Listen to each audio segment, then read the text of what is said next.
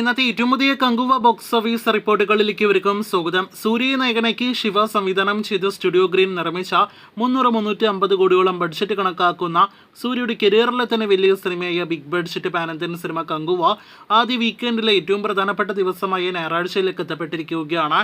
ഇപ്പോഴത്തെ 4-ാം ദിവസത്തെ Kerala tracking world wide estimate റിപ്പോർട്ടെല്ലാം തന്നെ പുറത്തു വരുമ്പോൾ ഞെട്ടിക്കുന്ന ബോക്സ് ഓഫീസ് ട്രാക്കിംഗ് എന്നാണ് പ്രേക്ഷകരെ അറിയിക്കാനായിട്ടുള്ളത്. അത് കളക്ഷൻ കൂടിയത് കൊണ്ടല്ല, മറിച്ച് കുറഞ്ഞത് കൊണ്ടാണ്.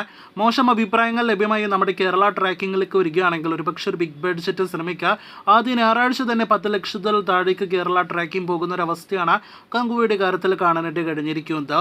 ഇന്നലെ ഇതേ സമയം 21 ലക്ഷത്തിന് മുകളിലാണെങ്കിൽ ഇന്ന് 9 ലക്ഷത്തിന് മുകളിലാണ് കേരള ട്രാക്കിംഗ് ഗ്രോസ്.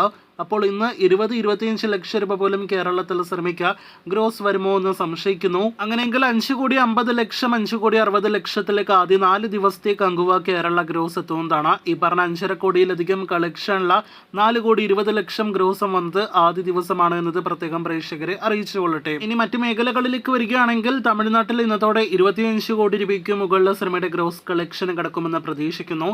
തെലുഗു സംസ്ഥാനങ്ങളിലെ ഇന്നലെ തന്നെ 10 കോടിയിലധികം ഗ്രോസ് സിനിമ നേടിയെടുത്തിരുന്നു.